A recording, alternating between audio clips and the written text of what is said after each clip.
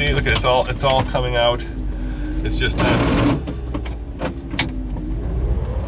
Let me put this down. It's not working right.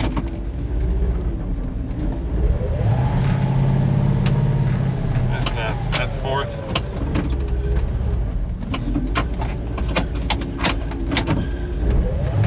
There we go, that's first.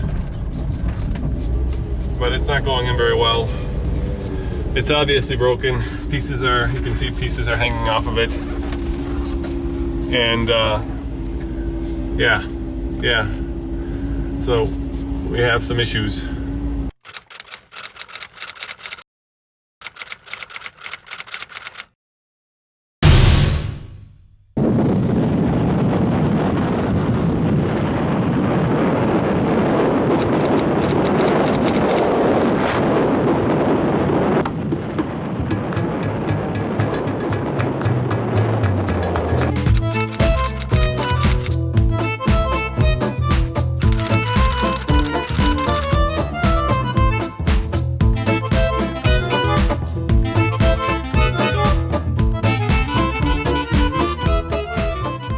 I'm here in Wolfsburg, Germany, and now you may not know of this town, but it is a home of Volkswagen. It is the Autostadt, and we're here to check out the factory and check out the Volkswagen Museum. And the fine folks at the Ritz-Carlton and of course at Volkswagen have enabled us to do that.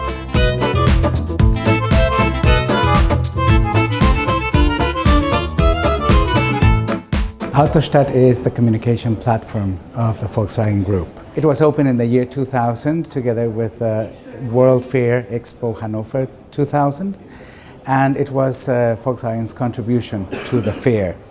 But it had to be a permanent contribution, and that was the way of creating a dialogue between the Volkswagen Group and the public.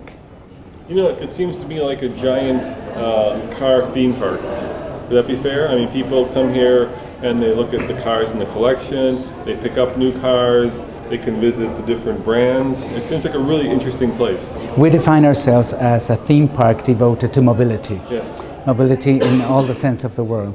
Our motto is people, cars, and what moves them, playing with the double sense of the word, moving physically from point A to point B, and moving internally with emotions and input.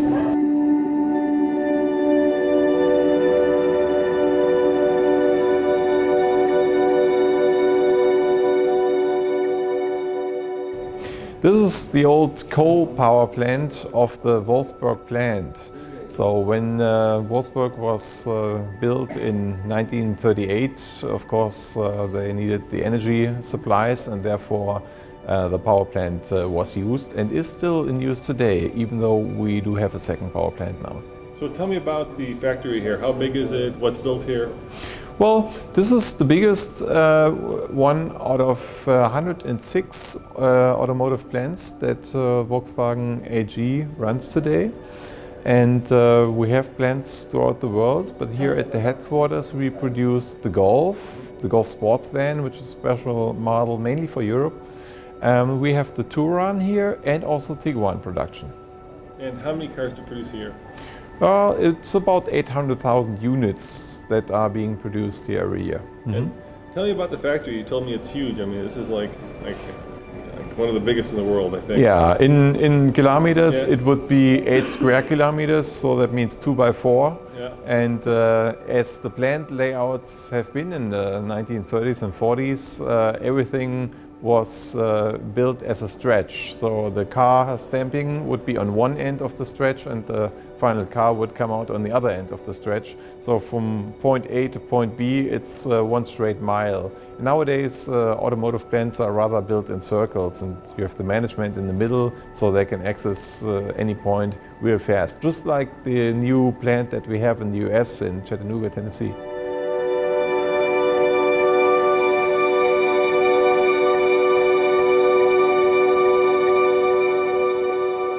If you're lucky enough to be German, you can come here to Autostadt to pick up your brand new Volkswagen.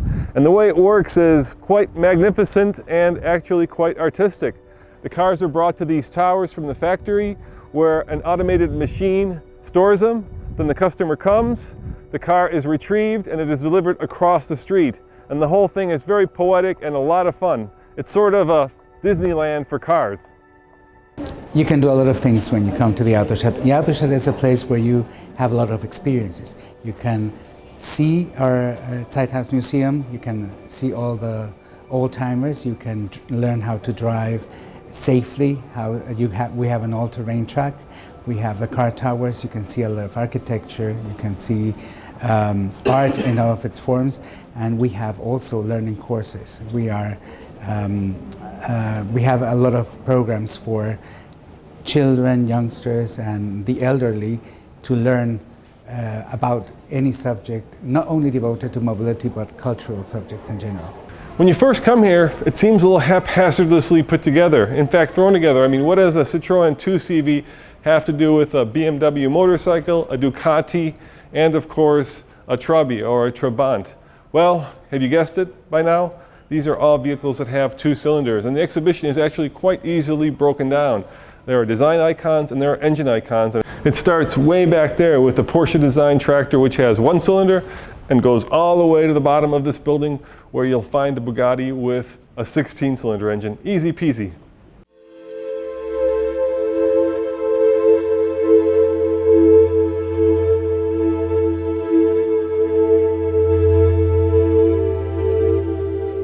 Cars that are built here, are they shipped only in Europe or do they go to the rest of the world? No, we distribute them throughout the world, and we make left-hand right-hand drive versions here as well. Mm-hmm. So if you're buying a Golf in America, is it built here in Wolfsburg? It depends on the engine. Okay. If it is an e-Golf, for instance, which is coming up this winter, it would be built here. If it's an R-Golf, which is the most sporty version with 4-wheel drive and almost 300 horsepower, that's also built here.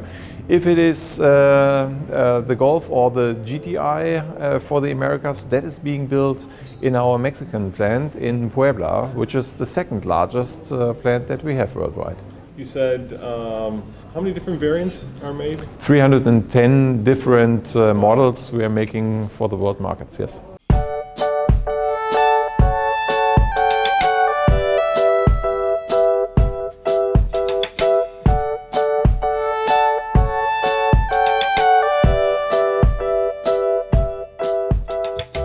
Think back to the 1950s and the 3 countries that were most synonymous with manufacturing cars back then. This is a Bentley R-Type from 1954. It is of course British and iconic. Over here is something that of course is near and dear to my heart. This is the Cadillac Eldorado Berlitz. I mean, look at those fender flares. Now that is rocket-like. And over here, this is the German contribution to automotive design. And of course the iconic one, the Volkswagen Beetle. This happens to be the 1 millionth Beetle made, and they celebrated by making it hideously ugly with all kinds of diamonds. But we're talking about design icons. Where is the Czech Republic? It's in the parking garage with the Tatra, of course. So if the German customer wants to pick up a car here, how do they go about doing it? Do they go to their dealership and they say, I want to pick it up at the Autostadt? Exactly. Okay. They go to the customers buy their car somewhere in the country, in whichever dealership there is, and they say, I want to go to the Autostadt and pick up my car. That is a very German tradition. That's something that, for example, in the US would not be conceivable, that someone drives 400 or 500 kilometers to pick up their cars. More than 2 million people come to the Autostadt every year. So if you're into Volkswagens, this is the place to visit because, oh my God, there is some history here. But next we have an appointment in Bremerhaven where we have to put this Tatra 603 on the boat and get it over to Baltimore.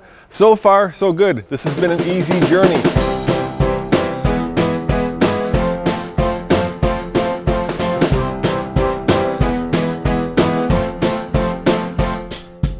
Here we go, on the road again.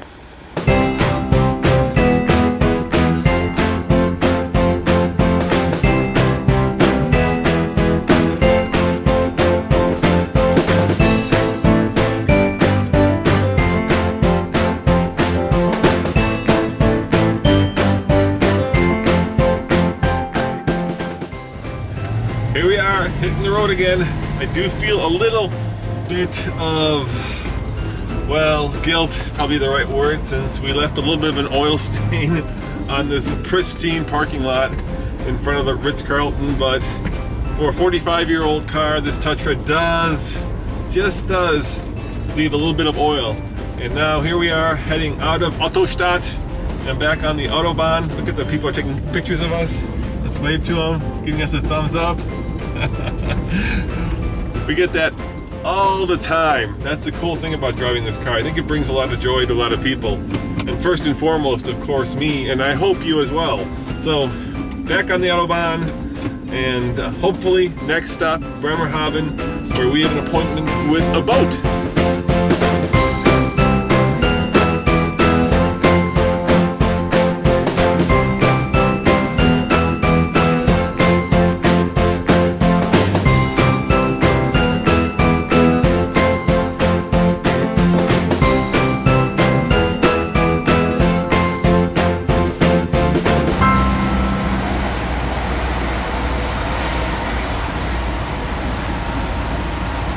120 kilometers or 75 miles an hour, Tatra's in heaven. Stop and go traffic, not so much. We gotta make the boat by 5, it's 1:22 right now. We're about 100 kilometers away, and that normally should be doable in, you know, an hour and a half or so. But when the German Autobahn gets bad like this, it gets bad. And the Tatra does not like stop and go traffic, so we're gonna see. I'm hoping this clears up and we can get back to terminal velocity, which is, like I say, around 100 to 120K. Tatra's very happy. And I want to make sure that this old girl is very happy. So I can't go in a second, watch. So I can actually stop, go into first, and then it'll go into second. But it will not go into second from third. So I'm not sure if that's a synchro issue. All I know is we gotta get out of this traffic if I don't want to burn this clutch. And you know, hopefully it'll be over soon. I don't know. I just don't know.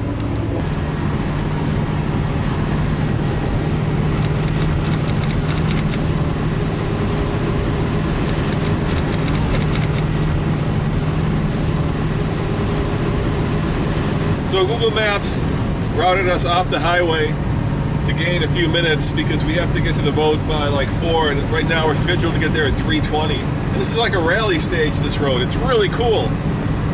If I were braver, I think I'd really become a much more aggressive driver in this car, but I do not want to figure out just how quickly it snaps oversteer. Oh, there's the highway, look. And it seems to be construction that's causing all the delays.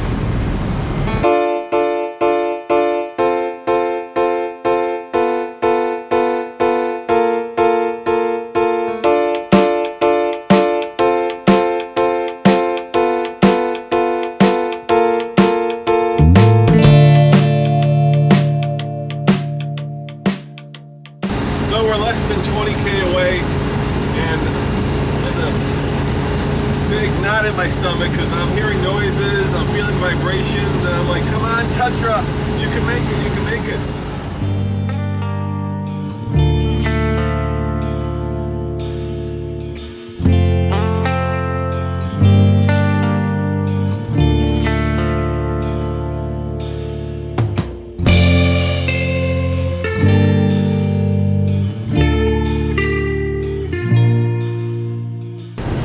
Hoping these last, whatever it is, 5 kilometers or so. Hold together, Tatra, you can do it, you can do it. Not much farther, we're gonna make it. We're gonna get you on the boat and get you over to Baltimore. You can do it, girl.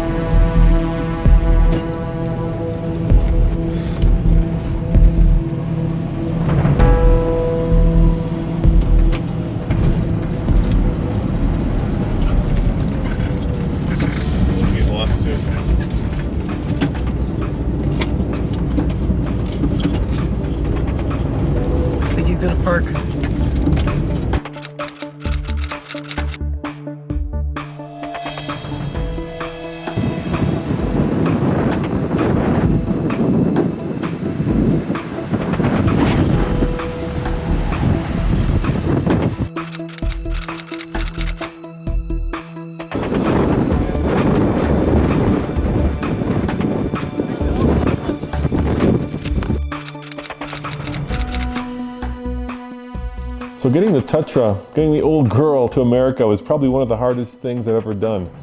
Imagine this, we arrive at Bremerhaven and the port and the offices of the shipping line close at 4:30 and it's 4 o'clock. And we're driving around with Mr. Bushik, the owner, behind us in this spaghetti maze of roads and millions of cars being shipped around the world.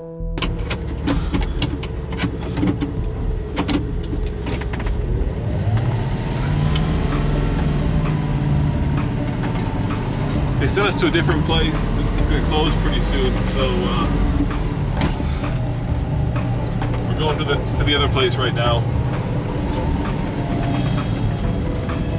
Hopefully we can find. Možná jsme to přejeli už.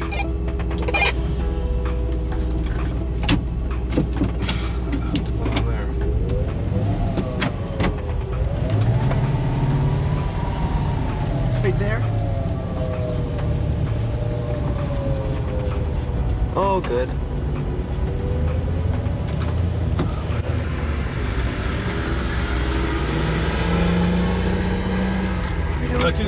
Já nevím, daj tam.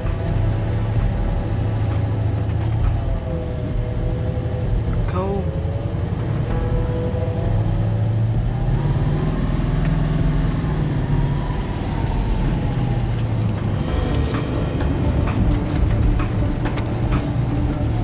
We finally find the right office and there's 15 minutes to spare and I go into the office and I say, I've got the car here, where do I take it to get on the boat? And they say, do you have your German customs declaration? And I'm like, German customs declaration? I didn't know I needed a German customs declaration.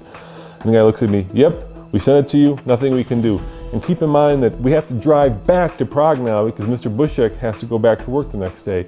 So I'm like, oh my gosh, I am completely screwed. No, na té mapě tam je X, kde to je, podívej se na tu mapu. Tam udělal nějakou čáru na tu čáru, já to ulici, já jsem si to tam dal do toho, ale... Ne, je to na levé straně tady někde, podle tomu X, jak tam nakreslil. What do I do? And luckily a guy next to this man overhears him and says, you know what? If you have exact change, we'll actually do it for you. And I go, how much? And he goes, 100 euros. I look in my wallet, 60 euros. Don't have enough money. So I go, will you take dollars? And he goes, only if you have exact change. I go, how much? He does a calculator, $136. I'm like, okay. Look in my wallet and get this. I had 6 20s, a 10, a 5, and a 1. Not 2 ones, not less than 1, but exact change. It was incredible. So that's the boat. Hopefully the Tatra is going on. I got here just in time. They close in 10 minutes. And we found the place. It was a little touch and go because we have to get back to Prague tonight, and that's another 8-hour drive just to go back from here all the way to Prague. And Mr. Bushik was kind enough to follow us, but I can't ask him to have another day off. So we got the car, hopefully, on the boat. We're doing the paperwork. I didn't have euros with me, so they're taking dollars. So far our luck continues to hold, and Prague to Pebble Beach is all steam ahead. Once again, the kindness of strangers, friends, and family saved the day. I gave them the $136. We do the customs declaration.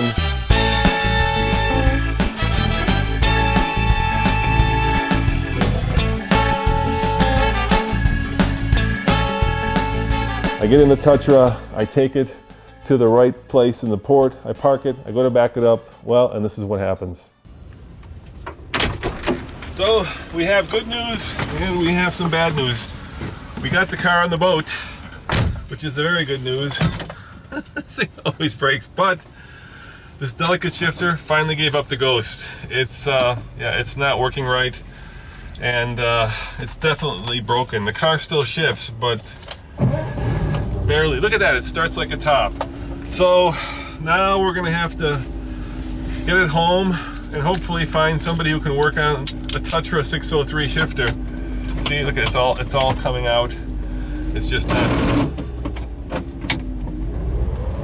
Let me put this down. It's not working right.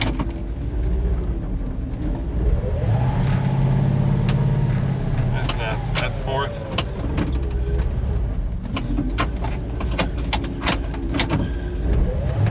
There we go. That's first. But it's not going in very well.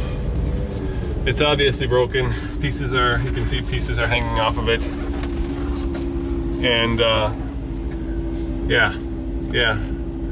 So we have some issues.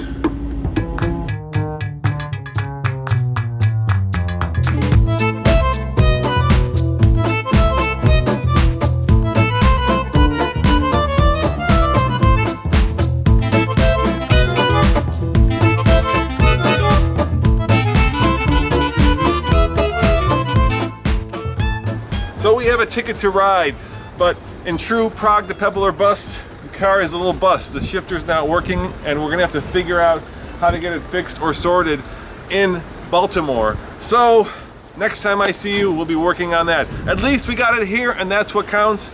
We'll worry about the second part next time. As always, this is Roman reporting for the Fastlane Car. I am so excited to get here and get the Tatra to Bremerhaven. I'll see you across the ocean in Baltimore. Ciao.